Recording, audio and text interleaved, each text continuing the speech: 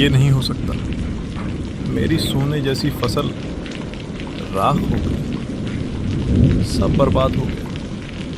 हे भगवान, ये क्या कर दिया तूने मेरे साथ। मोहन, तूने अपने ही सगे भाई के साथ छल किया है और उसी पाप की अग्नि ने इस कुएं के अमृत को तेरे लिए तेजाब बना दिया है। जहां सत्य का हृदय आहत होता है, वहां वरदान भी अभिशाप बन जाते हैं। मुझे माफ कर दे मेरे भाई, मैंने तुम्हारे साथ बहुत बुरा किया। मैं अपनी गलती समझ गया हूँ। अब बस एक मौका दे दे, मैं सब ठीक कर दूंगा।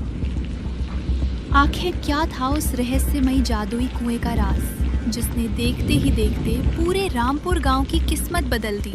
कैसे दो सगे भाइयों के बीच ऐसा जहर घुल गया कि एक भाई ने ही दूसरे को घर से बेघर कर दिया। क्या दौलत और लालच की आग में जल चुका रिश्ता फिर कभी भाईचारे की मिठास पा सका?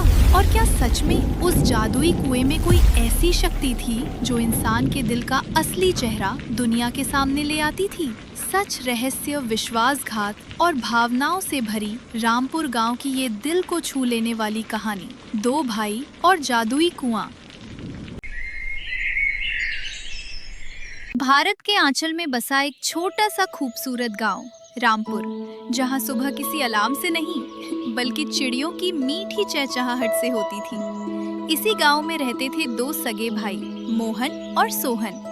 दोनों एक ही कोख से पैदा हुए थे, लेकिन उनकी तकदीर और तासीर बिल्कुल अलग थी। एक तरफ था मोहन, जिसके दिल में लालच का अंधेरा भरा हुआ था, और दूसरी तरफ था सोहन, जिसके दिल में प्यार, अपनापन और इंसानियत का उजाला बसता था।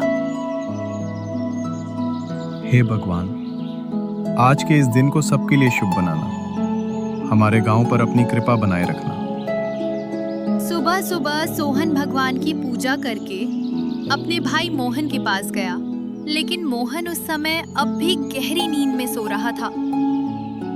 भैया, ओ भैया, उठ जाइए।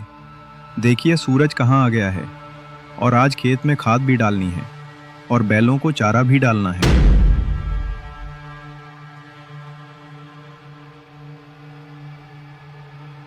अरे सुबह सुबह फिर शुरू हो गया तो अपना प्रवचन लेकर।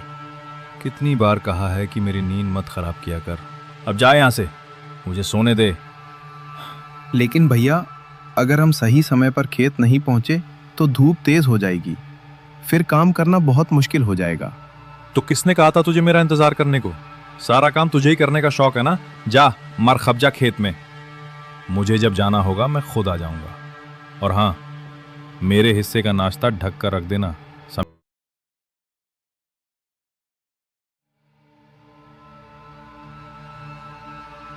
भैया, काका, आप सब यहाँ? कोई बात हो गई है क्या? हाँ सोहन, एक बहुत ही बड़ी बात हो गई है। रोज रोज का यह तमाशा अब मुझसे और नहीं झेला जाता। आज इस घर और खेत का फैसला होगा। हम दोनों आज अलग हो जाएंगे। अलग? भैया, ये आप क्या कह रहे हैं? क्या मुझसे कोई भूल हो गई है क्या? आप मुझे मार लीजिए, डांट लीजिए, लेकिन अलग होने की बात मत कीजिए। माँ बाप के जाने के बाद आप ही मेरा सब कुछ हैं। ये नाटकबाजी बंद कर सोहन। पांचों को सामने साफ बात सुनो। जो पूरब वाली जमीन है, जो सबसे उपजाऊ है, जहां नदी का पानी आसानी से आता है, वो हिस्सा मेरा है। और जो पश्चिम वाली पथरीली जमीन है, वो तेरी होगी। अरे मोहन, ये तो सरासर अन्याय है। सोहन छोटा है और तुम उसे बंजर जमीन दे रहे हो, जहां घास का एक तिनका भी नहीं उगता। आप हमारे घर के मामले में मत बोलिए सरपंच जी। आप भले ही सरपंच हो, लेकिन फैसला भी मेरा ही होगा। सोहन, अगर यहां रहना है तो अंगूठा लगाओ, नहीं तो आज ही इस घर से दफा हो जाओ। भैया, मुझे जमीन की भूख नहीं है। अगर आप इस बंजर जमीन देकर खुश हैं, तो मुझे आपकी खुशी मंजूर है।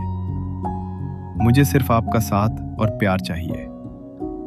लालच के वश में आकर मोहन ने अपने सगे भाई को जमीन के टुकड़े में धकेल दिया, जहां सिर्फ पत्थर ही पत्थर थे। पूरा गांव मोहन को कोस रहा था, लेकिन सोहन के चेहरे पर अपने भाई के लिए ना कोई शिकवा था, ना कोई शिकायत।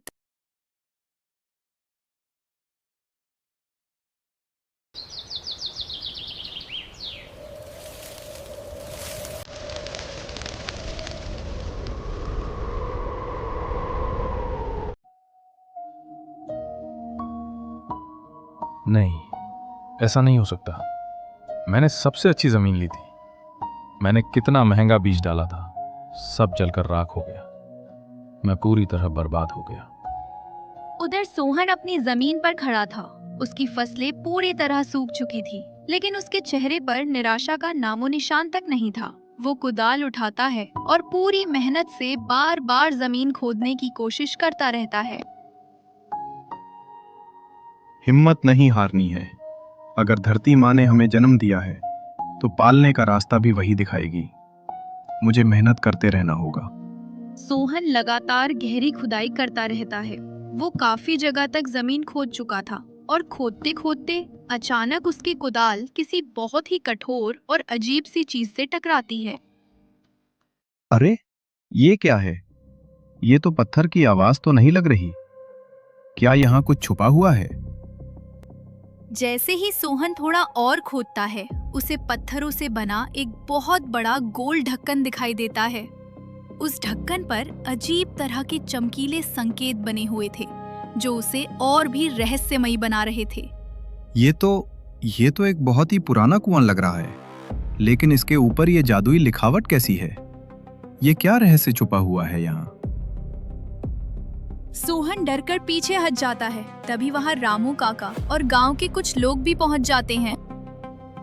काका देखिए, यहाँ जमीन के नीचे एक प्राचीन कुआं दबा हुआ है। यह तो कोई बहुत पुराना रहस्य लग रहा है।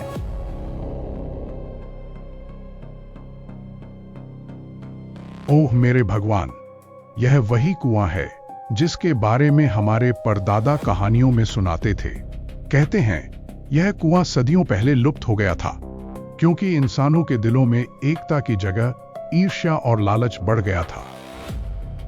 तभी अचानक कुएं के अंदर से एक गहरी और डरावनी आवाज सुनाई देती है। हे मानव, मैं सदियों से इस धरा के गर्भ में निद्रा में लीन था। युगों युगों तक मैंने केवल स्वार्थ की धधकती ज्वाला और ईर्ष्या का विष ही देखा है। पर आज एक ऐसे युवक के श्रम से उपजी पसीने की पवित्र बूंद मुझ पर गिरी है, जिसके हृदय में केवल प्रेम की निर्मल धारा और त्याग की अटूट ज्योति प्रज्वलित है। उस एक बूंद ने मेरी अनंत निद्रा को भंग कर दिया है और मुझे स्मरण करा दिया कि मानवता अब भी जीवित है। हे कुआं देवता जी, मेरा गांव प्यासा मर रहा है। फसलें, पशु पक्षी सब तड़प रहे हैं। फसलों को पानी चाहिए। कृपा करके हमारी मदद कीजिए। मेरा जल केवल उसी के लिए अमृत बनेगा जिसका मन निर्मल और कलुष से रहित है। जो कोई भी इस कुएं से लोभ और स्वार्थ के लिए जल निकालेगा, उसके लिए यही जीवनदायी धारा प्रचंड तेजाब बन जाएगी। हाँ देव, हम सब लोग आपकी सेवा करेंगे। ये कुआं पूरे गांव का है। जैसे ही सोहन ये बात कहता है, तभी कुएं के अंदर से शुद्ध और निर्मल पानी बाहर आने लगता है। कुएं का पानी जादुई रूप से खेतों की ओर बहने लगता है। जहां जहां वो पानी पहुंचता है, वहां की सूखी और बंजर जमीन तुरंत हरी भरी हो जाती है। मुरझाए हुए पौधे सैकड़ों की संख्या में बड़े होकर खिल उठते हैं और उन पर सुंदर फूलों के साथ सुनहरे अनाज के दाने चमकने लगते हैं। देखते ही देखते आसमान में काले बादल छा जाते हैं और तेज बारिश शुरू हो जाती है। ये कोई साधारण पानी नहीं था, बल्कि ये सोहन के प्रेम और अथक परिश्रम का पुरस्कार था। जिस बंजर जमीन को देखकर मोहन कभी हंसा करता था, भी तो है, जमीन के बटने से कभी भाइयों का खून नहीं बटता। आप चलिए मेरे साथ। सुबह होते ही दोनों भाई कुएं की ओर चल पड़े। वहां पहुंचकर उन्होंने कुएं का पानी मोहन के खेत की तरफ मोड़ दिया। जैसे ही पानी मोहन के खेत की मिट्टी को छूने लगा, वैसे ही सूखी पड़ी फसलें धीरे धीरे हरी भरी होने लगीं। ये चमत्कार देखकर दोनों भाई खुशी से भावुक हो उठे। मोहन, तूने पश्चाताप के आंसुओं से अपने हृदय का लोभ धो डाला है। स्मरण रखना, इस संसार की सबसे उपजाऊ भूमि वह नहीं जहां केवल जल प्रचुर हो, बल्कि वह है जहां भाइयों के हृदयों में एक दूसरे के लिए सच्चा प्रेम बहता हो। जहां प्रेम का बीज अंकुरित होता है, वहां समृद्धि स्वयं पुष्प बनकर खिल उठती है। अब यह पावन कुआं सदा तेरे गांव को हरित और समृद्ध रखेगा। कपी।